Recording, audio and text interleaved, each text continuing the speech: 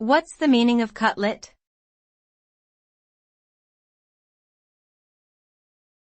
Cutlet.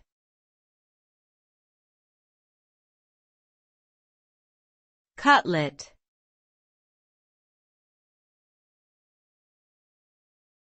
Cutlet.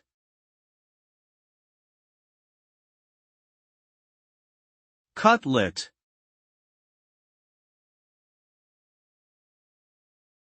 A cutlet is a piece of meat, often pounded thin and coated with breadcrumbs before being pan-fried or deep-fried. The dish can be made using a variety of meats such as chicken, pork, or veal. It is typically served as a main course with sides such as vegetables and mashed potatoes. Cutlets are popular worldwide and can be found in many different cuisines, including Indian, Japanese, and Italian. In summary, a cutlet is a breaded and fried piece of meat that is commonly eaten as a main course.